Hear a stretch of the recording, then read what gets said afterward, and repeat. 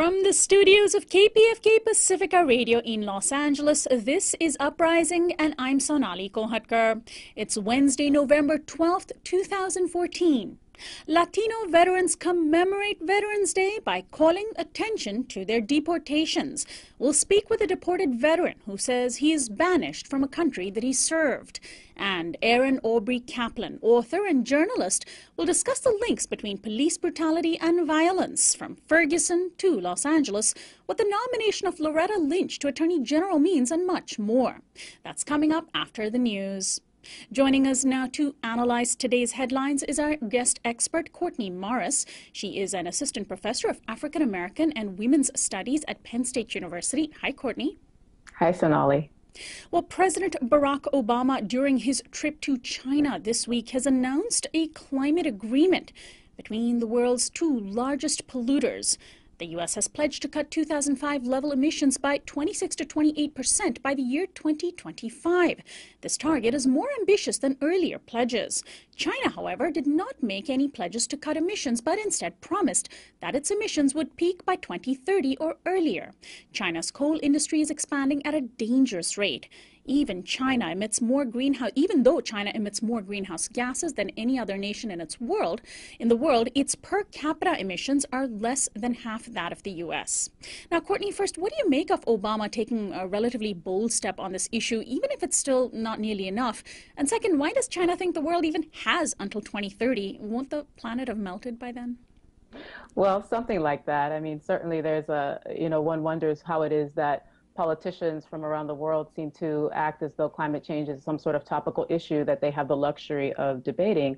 Climate change is not some sort of topical issue. It is the fundamental crisis facing humanity at this point in our history, and frankly facing the future of the planet. And so it's encouraging to see President Obama taking a firm position on dealing with CO2 emissions and trying to develop more comprehensive relationships with China. Certainly, it's a gesture to other nations that they also need to participate in this global effort to deal with the crisis of climate change. But frankly, the larger issue here is that these kinds of piecemeal solutions that President Obama and that China are offering simply are not enough. The fact of the matter is that the effects of climate change, we're already feeling them.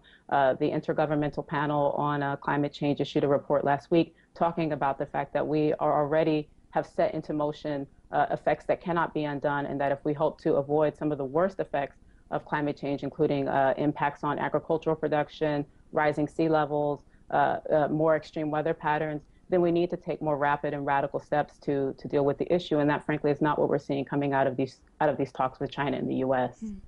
Financial regulators have fined 5 major Western banks to the tune of $3.3 billion today for unethical trading in foreign currency markets.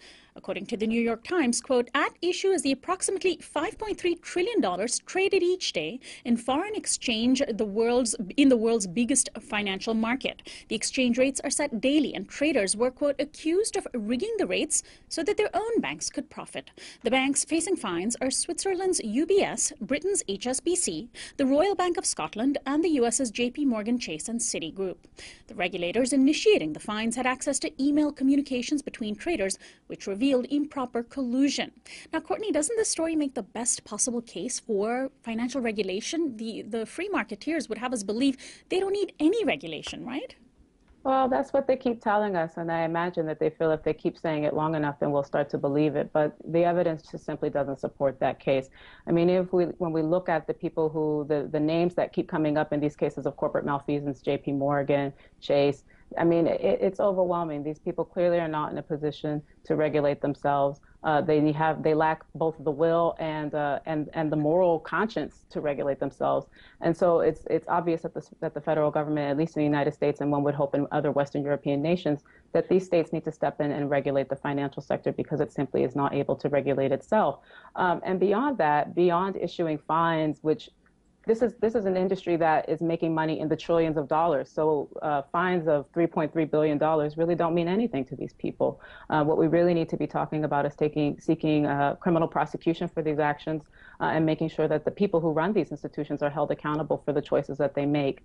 We just need to move beyond fines and tough rhetoric and start instituting more comprehensive regulation of these industries. And maybe some criminal penalties. And finally, openly defying the president who appointed him, FCC Chairman Tom Wheeler has decided he wants to appease telecom companies like Comcast over the public good on the issue of net neutrality. Just days after President Obama made a clear and strong statement urging the strictest possible protection of a free and open internet, Wheeler, whose proposed rules would violate those principles, said he would rather protect business interests. In an address to business executives of companies like Google and Yahoo, Wheeler said, quote, "What you want is what everyone wants, an open internet that doesn't affect your business. What I've got to figure out is how to split the baby," end of quote. Now, Courtney, isn't that expression that he used exactly what you're not supposed to be able to do? You're not supposed to be able to split the baby. Why is Wheeler not even bothering to hide his allegiance to business interests as FCC chairman? Isn't he supposed to be protecting the public good? Yes, I mean, as FCC chairman, his job is to protect the baby, not to, try to figure out who's going to get a piece of it. And the fact of the matter is that that in this case, the baby belongs to the public. The internet is a public good that was created through public funding, and is essentially a public utility, which is what it should have been classified as a title under Title II, and that failed. That didn't happen. But nevertheless, the FCC has been holding hearings on the issue of net neutrality.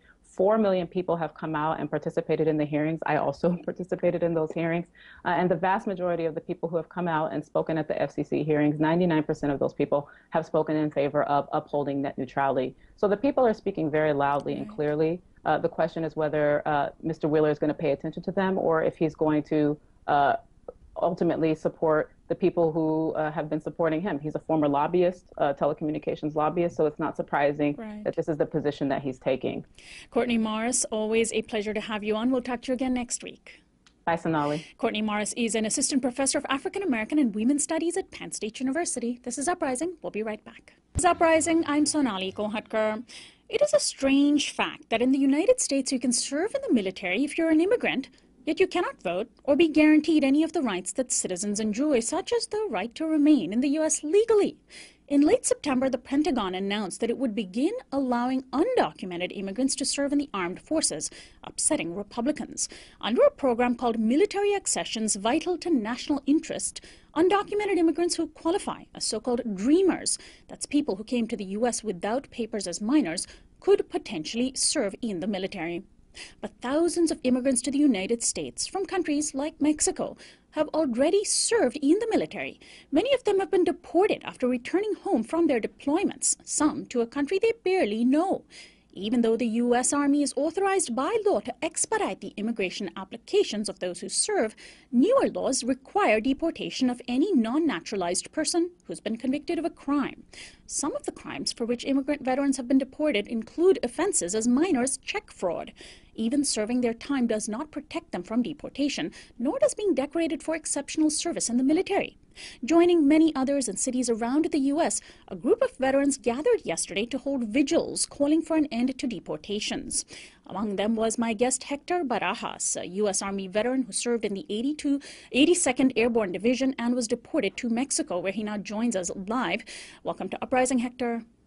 Good morning. Good morning. Thanks so much for joining us. Well, first, explain to our listeners how it is that immigrants are able to serve in the Army to begin with before this announcement by the Pentagon about undocumented immigrants. Was it the case that you had to have an immigration petition or an application filed and then could actually join the military while that was being processed? Or was it also that you were simply a U.S. resident but not a citizen and could serve in the Army? I was a resident and served in the military. Non-citizens have served in the U.S. military since the Civil War, from the Irish to men that were drafted in World War I, World War II, Korea, and Vietnam. So a lot of non-citizens have actually served our battlefields and been drafted into our military service for, for a very long time. So you were a U.S. resident with papers. Why are you in Mexico today? I was deported in 2004 for a discharge of a firearm, and I spent 2 years in prison for it. So currently I have a life deportation. Right now we're at a place called The Bunker, a deported veteran support house, where we receive men that are deported and we help them get them on their feet and try to provide certain services for them. So tell us your story. How long had you lived in the United States? What's your background? What even led you to serve in the military? I went to the United States when I was 7 years old. Basically, I grew up as an American, doing the Pledge of Allegiance and visiting Washington, D.C., and just growing up in American culture. So to me, it was the right thing to do for me to serve the U.S. military as soon as I turned 18. Plus, we had recruiters that came around and told us that we were going to be promised citizenship. And so I decided to join, and it was probably one of the best experiences in my life. I served with the 82nd Airborne, the All-Americans, and I'm wearing my beret and my jump wings, and I'm very proud of my service.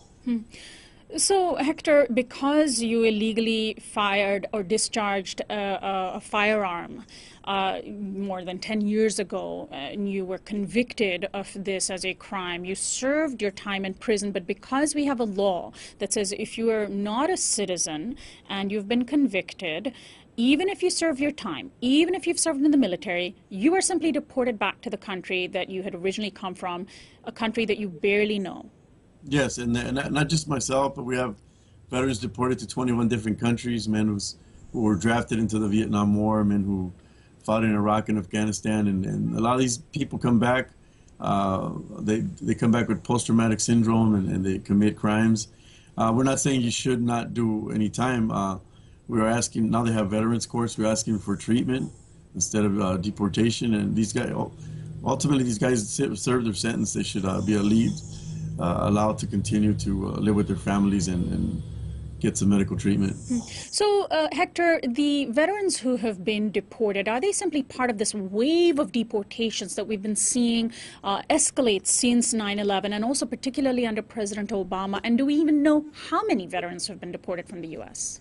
No, there's no statistics on how many veterans have been deported. The deportations started in 1986. That's when the law came into effect to deport anybody what is considered a aggravated felony. But President Obama has stepped up the deportations. No, we don't really know why. Besides,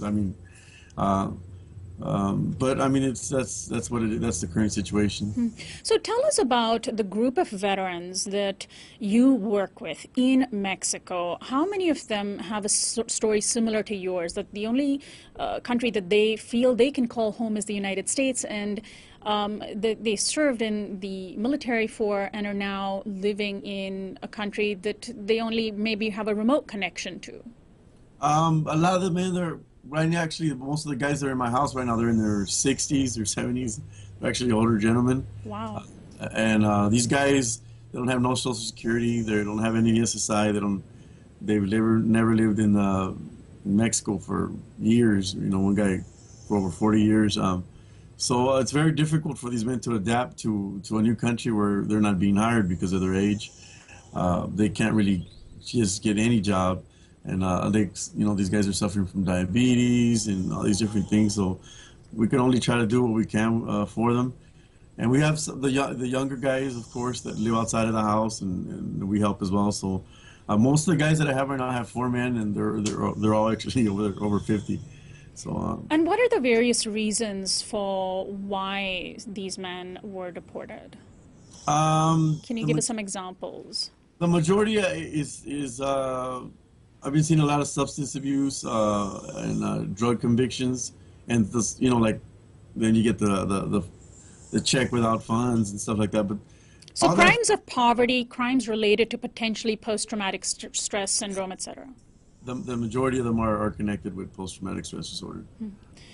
Now, these veterans, if they were in the United States, like yourself, if you and your fellow veterans were in the U.S., you would have access to benefits such as Veterans Administration, medical benefits. You might have some access to higher education, certainly treatment for hopefully treatment for the kinds of injuries you might have suffered, basically the kinds of things that veterans who live here do. As flawed as those benefits might be, they're still better than nothing. Do you have access to none of those when you're deported?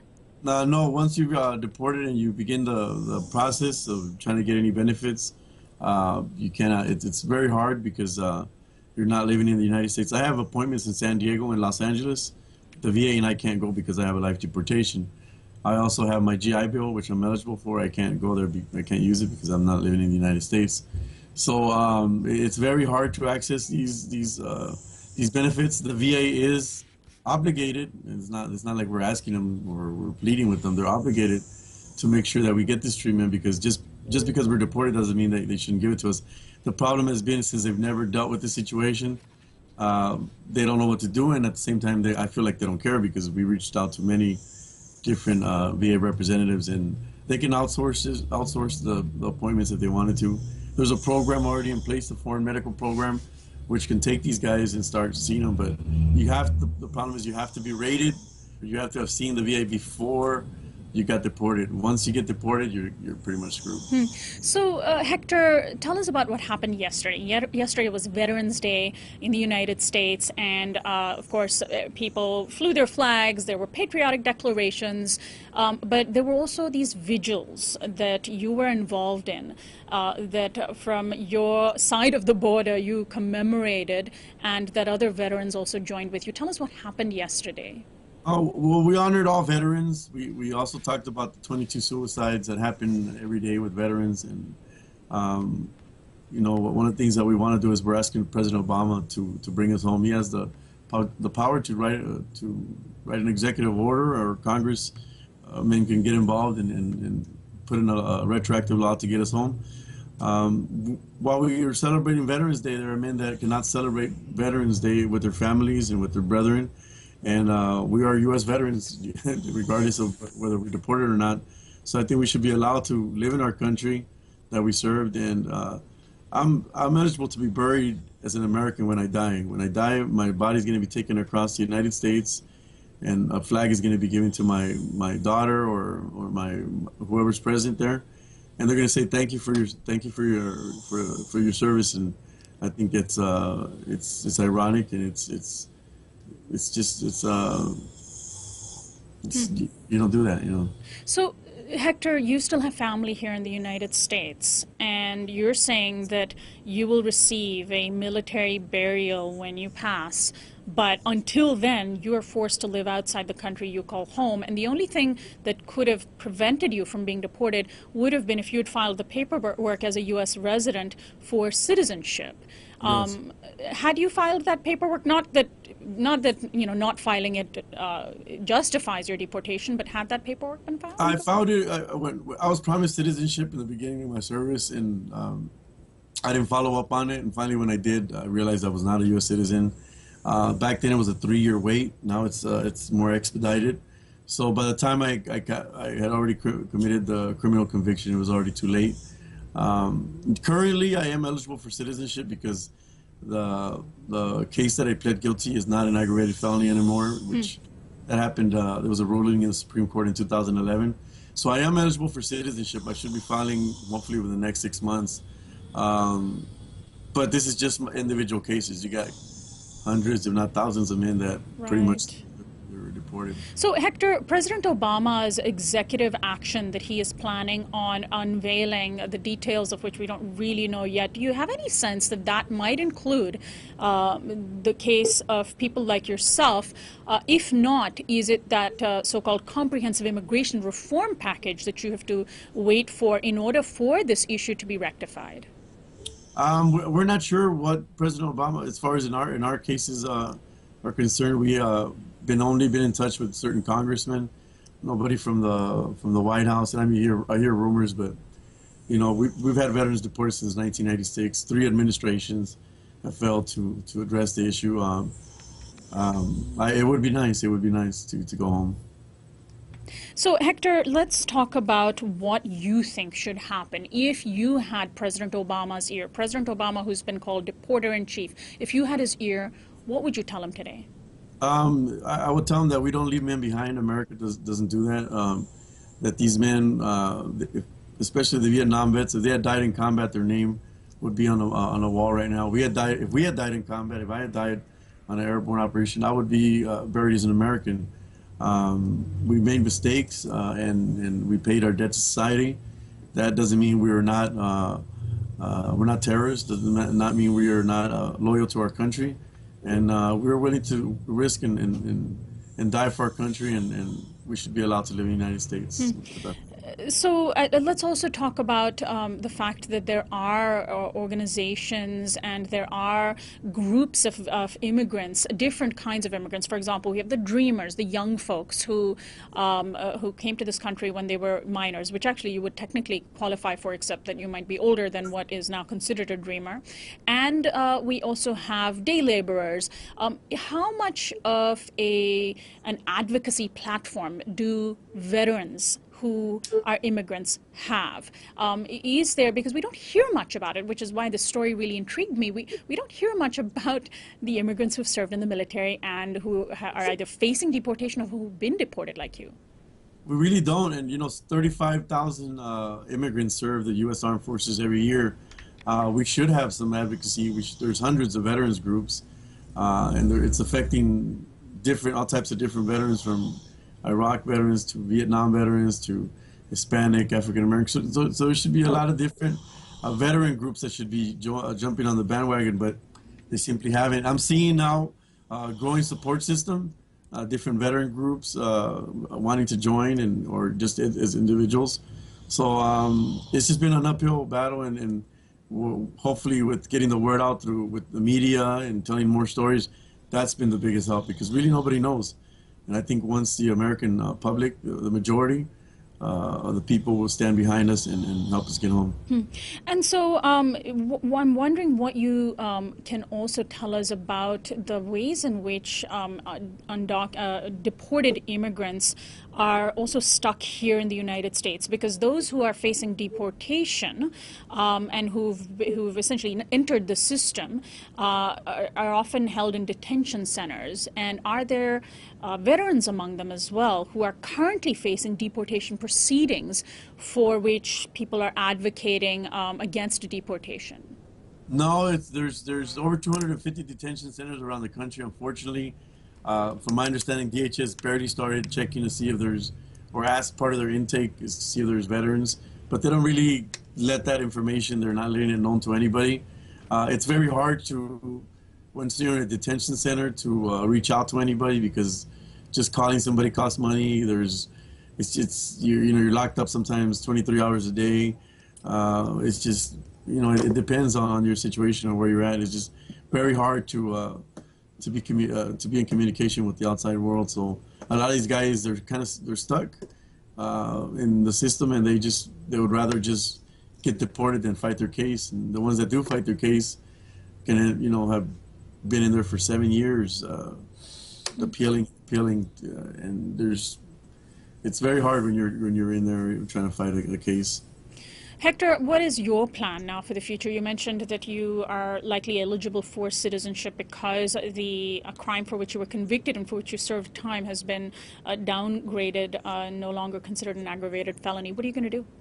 I'm going to file for citizenship. If I get denied, I'm appealing, and if the appeal's gone, then I'm pretty much I'm going to be forced to turn myself in, because I have a 9-year-old daughter that needs me.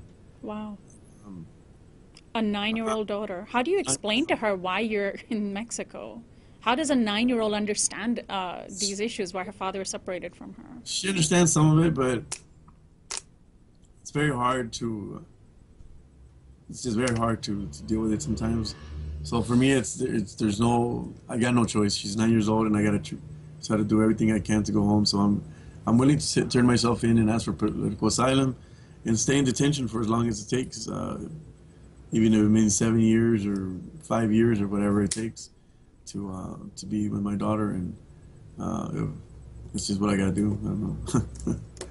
Well, Hector, I want to wish you the best of luck, and thank you so much for joining us today. And we'll certainly help in getting your story out there. Thanks so much. Thank you very much, and you guys have a great day. You too.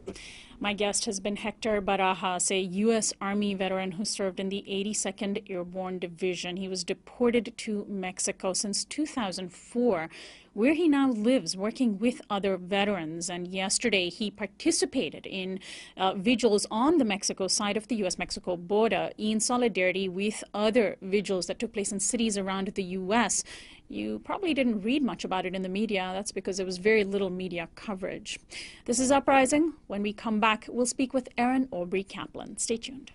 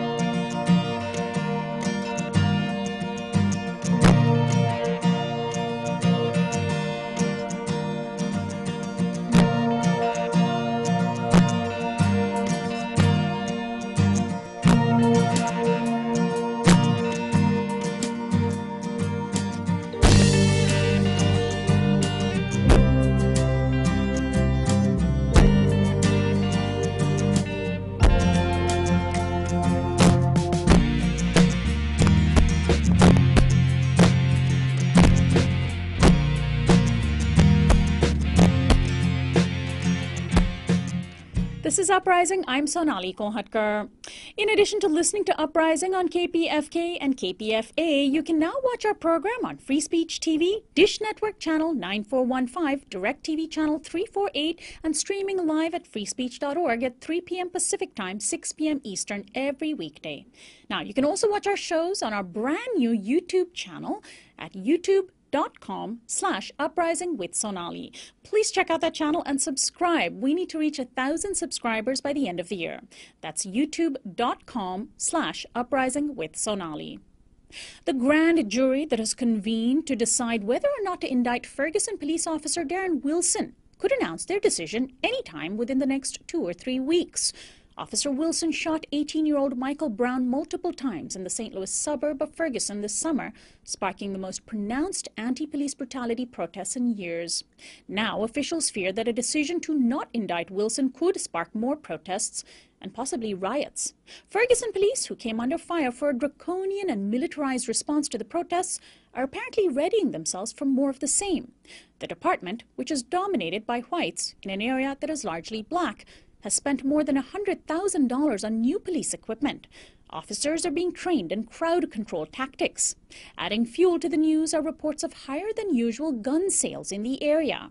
When George Zimmerman was acquitted a year ago in Florida for the fatal shooting of 17-year-old Trayvon Martin, the riots that everyone feared didn't transpire. Could Ferguson be different? Could it be more like the 1992 rebellion in Los Angeles that unleashed a wave of public outrage over the acquittal of LAPD officers involved in the brutal beating of Rodney King? Well, joining us to attempt to answer these questions and more is my guest, Erin Aubrey Kaplan. She's a Los Angeles-based journalist and writer. She's written for the LA Weekly, the LA Times, Ms. Magazine, and Makeshift. Her book is called Black Talk, Blue Thoughts and Walking the Color Line, Dispatches from a Black Journalista. Welcome to Uprising, Erin.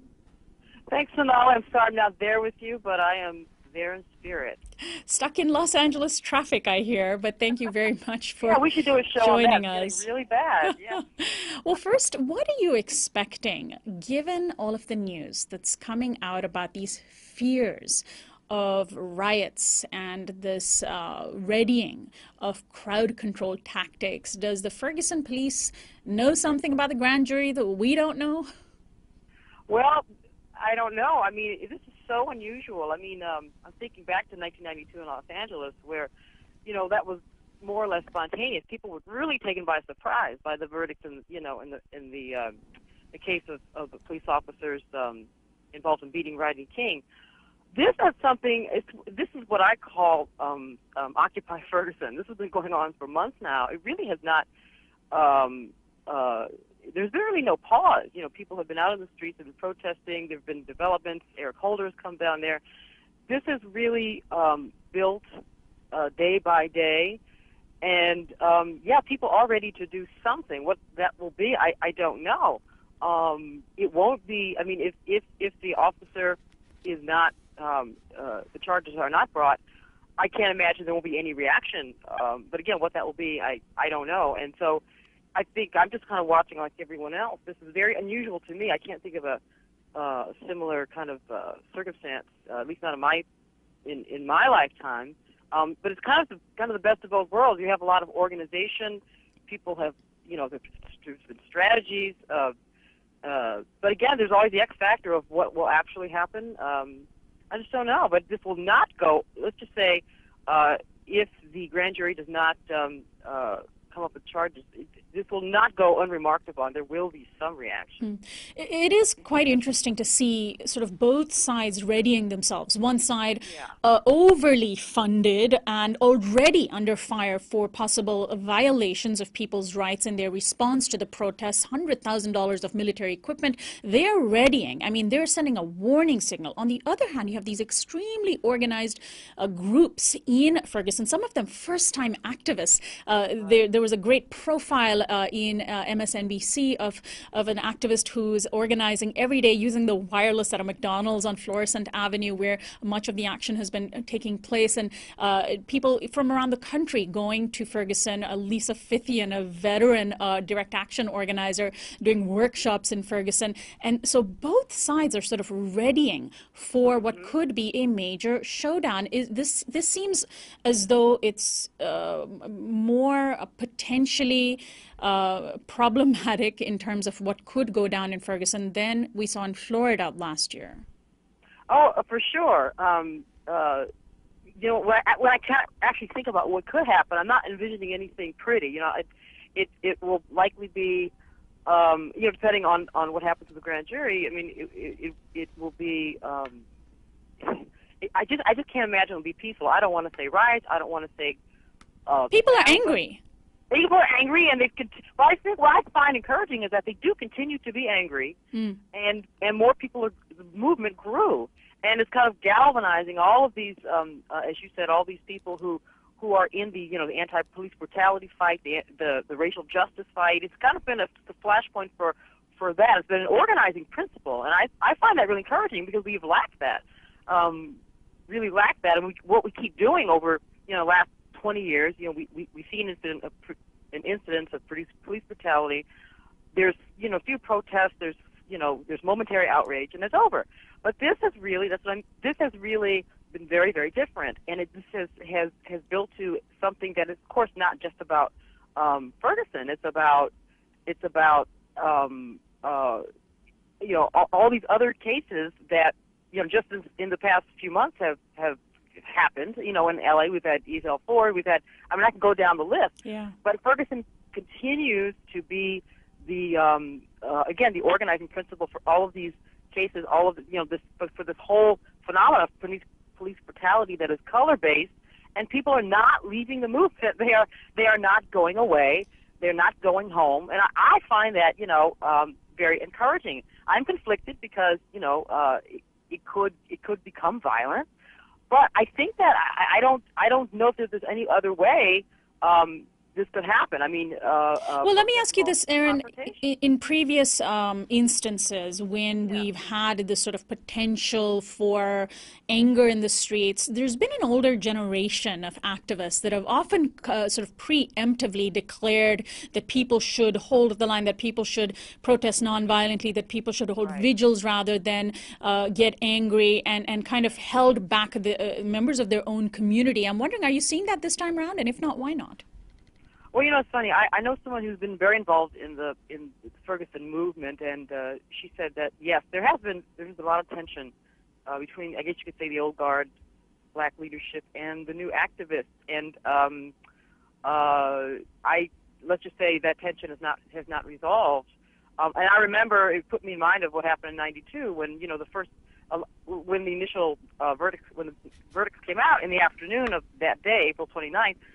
People immediately heard there was a rally going on at First AME Church back when Chip Murray was pastor, and many people who went to that rally were very dissatisfied. They wanted to do something, and they were kind of being told to just kind of keep calm and and we'll figure something out. And at that time, that didn't fly, and that was 20 odd years ago. So people are ready for something. They really do want to take some action, particularly young people.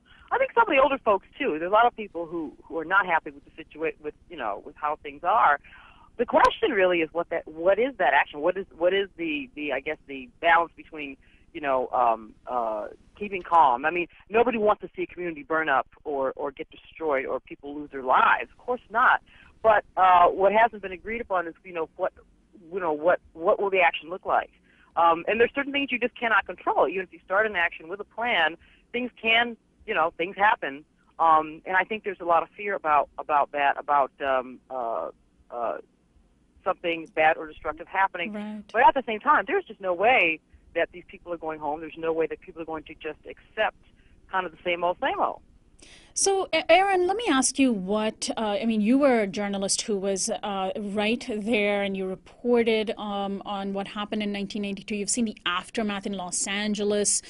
Is the 1992 LA rebellion going to look like a better comparison for what could play out in Ferguson than Florida last year? And if so, how much has changed in Los Angeles that bodes well or ill for Ferguson in the aftermath of all of this? Well, it's funny. Ever since 1992, or certainly in the last, I say, 5 years after that, people continually ask me and maybe some other folks, is there going to be another one of these riots? That's what it was called. People were very afraid this would happen again. And I would always say, well, sure, it can happen again because the conditions that underlie the frustration, the anger are still there, are still around. And they are still around now. In LA, I would say things are not as obviously tense. I mean, we keep having these anniversary kind of stories about 92. And the thing that emerged, keeps emerging is this kind of police reform narrative. Well, the police are much better. They're much more sensitive. They're much better trained. We just don't have that kind of tension in LA anymore. Maybe we don't have the obvious tension, but we do have the same conditions. We still have the Ezel Fords and these incidents that persist. Maybe not at the same rate as as they once happened, but not enough has changed. Right. And it just hasn't. I don't have to convince you of that. So if someone asks me today, could it happen? Well, sure, it can happen at any point. Just because things have not substantially changed. And I mean, I don't know. We haven't heard much at all about Ezel Ford, or there's several other cases that are in LA that unfortunately don't get the headlines that maybe would have gotten at what point.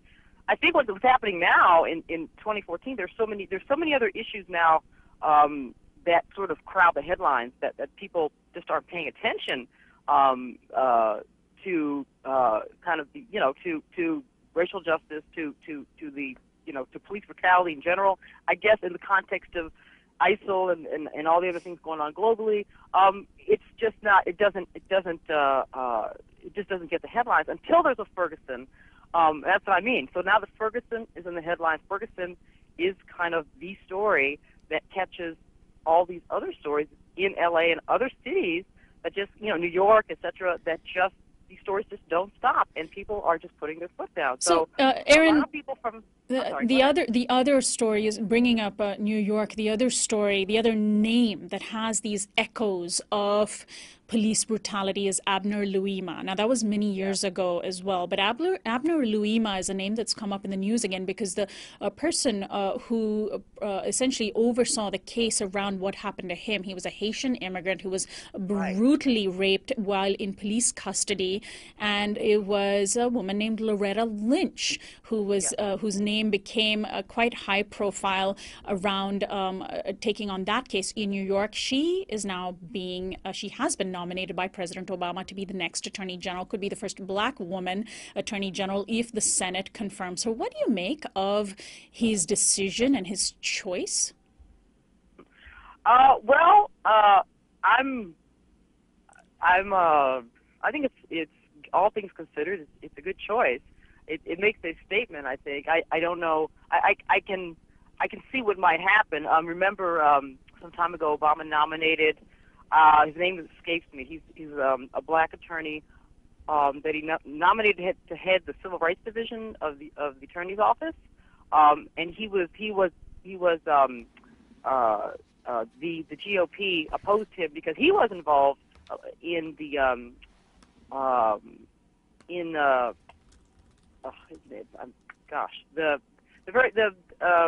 the famous Philadelphia journalist who is he's off of death row Oh, he now. was involved in the case of Mumia Abu Jamal.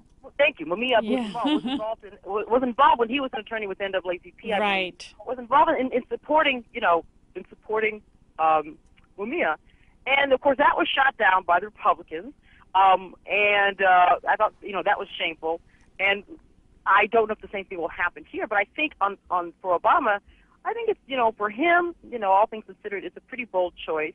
Although Loretta Lynch has all the credentials. I mean, there's nothing to me controversial about her, but are you impressed by the fact that she took a strong stand? Some of the statements she made at that time made it clear that she was attempting to serve the public and not pandering to police. And maybe that's the kind of attorney general we need. And to an extent, Eric Holder started to do that as well, maybe paying more lip service than actual action. But he did start some issues in place. He also headed and insisted on a federal investigation of what happened in Ferguson. And so I'm wondering if she would not only follow well in his footsteps, but perhaps even improve in terms of holding law enforcement accountable. Well, that would be my hope, and that's why it really is. If she represents a continuation of what Eric Holder was saying, I think that is all to the good, and it might actually be helpful in terms of figuring into what happens in Ferguson. So I think it's actually a very practical choice. As opposed to some attorney general who would look the other way or not take this up as an issue. But just the idea that Loretta Lynch was part of a team that prosecuted those officers in New York. Just prosecuting officers for any action is controversial. And she's a black woman, and of course, she's going to be viewed as someone just overly sympathetic to black people, and that's always a problem politically.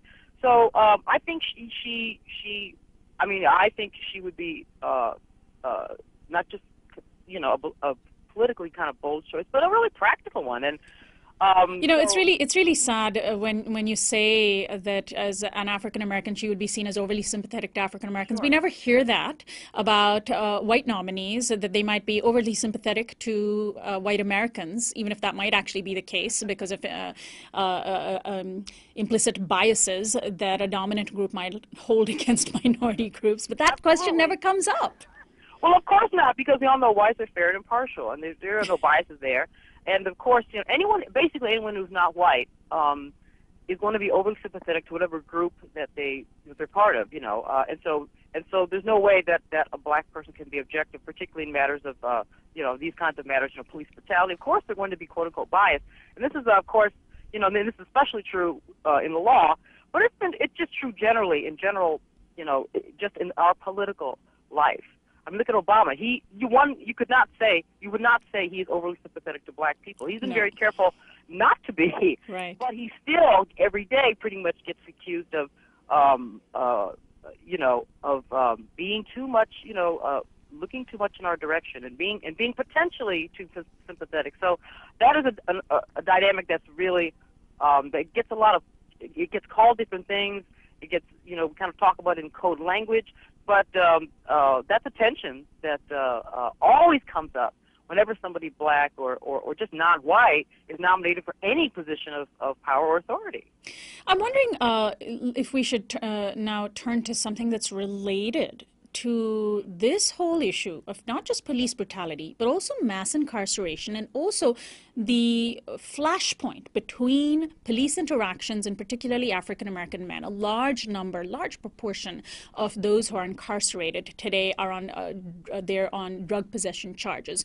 But our culture and our laws are slowly changing. For example, Californians just passed Proposition 47 that would broadly reduce the charges for possession of narcotics down to marijuana down to a misdemeanor from a felony. Even in New York, there was just a change in the way the New York Police Department has now promised to not arrest those people who might be caught with 25 grams or less of marijuana. And so we're seeing these slow changes. And often whenever we have police shootings and the victims are African American, we tend to demonize, our media tends to demonize those victims, sometimes even after they're dead, by saying, oh, but look, there was pot in their blood, or they smoked pot, or they were users of marijuana. And I'm wondering if you are hopeful that with these new laws passing in line with Proposition 47, that we're slowly attempting to adjust for and to pull back from our demonization of drug use. Yeah, well, that's one encouraging thing that I see that happen, in the wake of these otherwise disastrous midterm elections. But the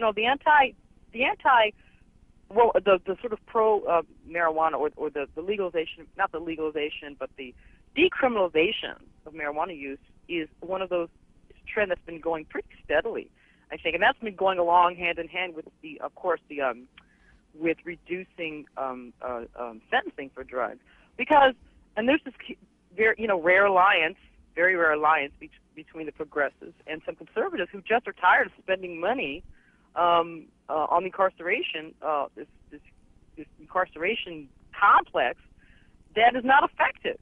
And even I can't think of his name, but the man who was a huge supporter of death row, one of its architects, came out last year, maybe earlier this year, saying, we have to get rid of death row because it doesn't work. It spent a lot of money on it. It doesn't deter crime. It costs a lot of money to keep people on death row, and they don't tend to get executed because of all these appeals. So he said, basically, he said we have to just on the basis of finances alone, we can't afford to do this, and we shouldn't do this. And so, to me, of course, there's a moral component. We shouldn't be doing it anyway, and we certainly should not be incarcerating people for these low-level crimes. I think the tide has turned on that. I think people are just more or less agreeing with that approach, with that kind of reduction, and it's about time. It's just so interesting that that's going along with the fact that people are or have voted in, this almost, the Republican kind of regime. Some Republicans are on board with this, not hardly all of them, though. I mean, you have Rand Paul, who's been famously going around, talking especially to black people about how this, this is wrong and it has to stop. And so the libertarian wing of the Republicans are in line with this. Yeah, but he's kind of an outlier, Rand Paul, even on this issue. So, but I think overall, the decriminalization, at least of the marijuana possession or drug possession, I think people are. I think pretty much every survey says that people support going in that direction. So I think that's encouraging. So it's interesting, some people have critiqued that the decriminalization of marijuana is going to benefit largely white Americans and not as much black Americans, that this is a great way for the legitimization of drug use in white America. And I mean, it might be too early to tell yet, because some of the states where recreational use is now legal just haven't been legal long enough. And there's also there's a similar sort of line of thinking, and I want to sort of come back full circle to Ferguson. There's a similar line of thinking around the issue of gun rights, right?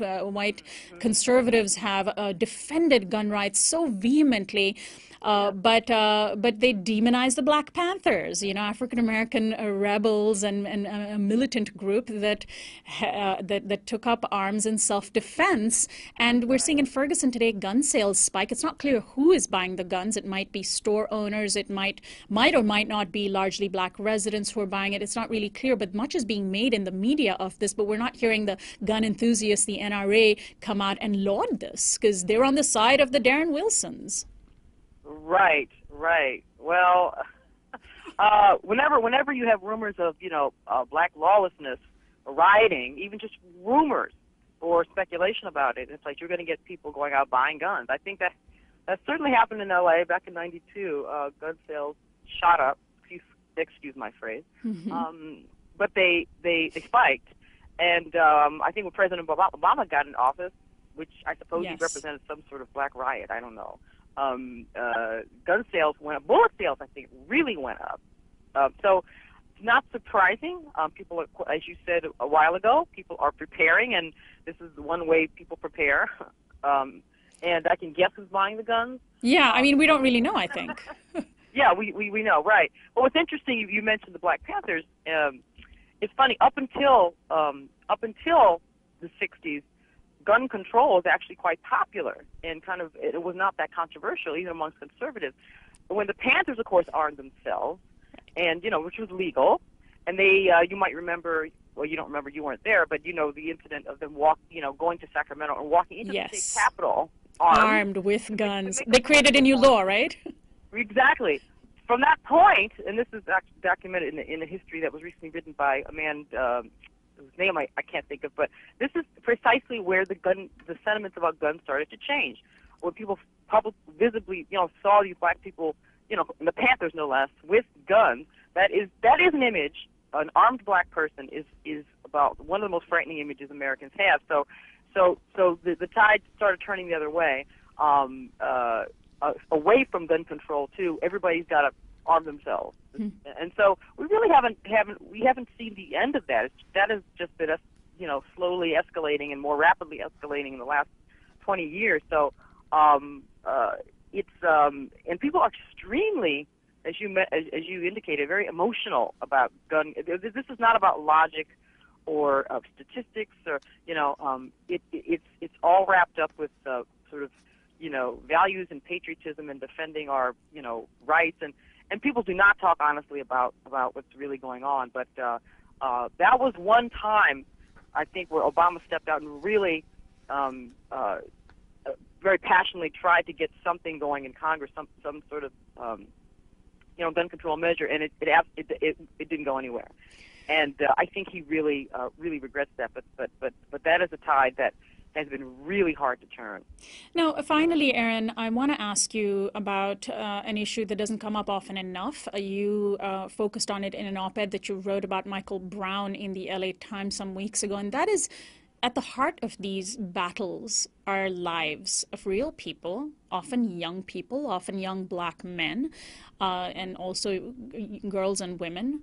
And I'm wondering how we start to change that conversation. This wonderful group, Dream Defenders in Florida, that emerged from Trayvon Martin's killing, had this. They popularized the satirical ad recently to draw attention to what young black kids are facing, and it was this what they call the Dream Vest, and it's basically a flak jacket for kids. The Dream Vest, the ad says, provides safety for all children with high productions of melanin to protect them from unwarranted state violence on civilians. And the picture that goes along with that was a young girl with a black girl with a flak jacket, and it was a very poignant ad. So I'm wondering if you can finally share with us your thoughts on how we shouldn't be having this conversation, that we have to talk about humanizing young black children all the way in 2014, but it's still a conversation we need to have. Well, the problem is we don't have that conversation. I think I haven't heard what you just described. That sounds fascinating. Mm-hmm. But the idea is that literally skin color protects you from harm. And I have a conversation all the time with black people for whom it's a conversation that's never stopped. But quite frankly, the darker you are, particularly if you're male, the bigger and the darker you are, the less human the more people fear you, and the less human you are. And that's an ancient perception that goes all the way back to slavery. And I think that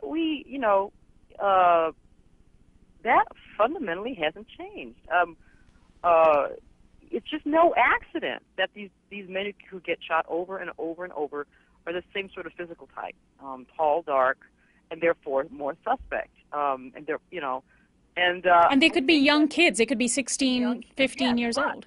That's true. That's true. But very often they're perceived as Right. as not young, not innocent, none of those qualities that we associate with being youthful. You might remember a case some years ago, 10 years ago, Devin Brown, who was 13 years old, a kid who was shot fatally by LAPD for basically he was driving a car. I think the car might have been stolen or he was joyriding. But the point is, he was 13. And I wrote at the time in an article, that's how Harry Potter is. Right. But we didn't immediately, I remember what came out was, well, he looked older.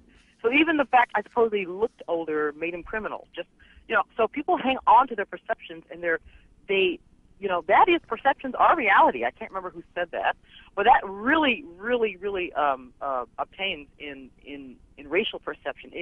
Perceptions are very strong, and we all are socialized that way. And Right. it's I remember another shooting. It happened in Inglewood, where I live. Michael Bayoun, who was also shot fatally by Inglewood PD. Anyway, he was 16, I believe, tall, dark. And he said to his mother, before this incident happened, just coincidentally, he said, I need to move out of Los Angeles because people react to me really negatively. I'm tall, I'm dark, and I'm just worried. He really expressed being worried about how he looked. Well, Erin, unfortunately, we're out of time, but I want to thank you so much for joining us today. Thank you so much for your analysis of these issues. My guest, Erin Aubrey Kaplan, her book is called Black Talk, Blue Thoughts, and Walking the Color Line, Dispatches from a Black Journalista. This is Uprising. Bipasha Shomi is our producer and program director. Camila Ramirez and Christian Beck are our production interns. Alexander Hobbs is our technical director. Teddy Robinson and Jonathan Alexander are our audio engineers. Our theme music is by Quetzal. You can find us online at uprisingwithsonali.com. We're also on Facebook and Twitter under the handle Uprising Radio. Find us at youtube.com/uprisingwithsonali.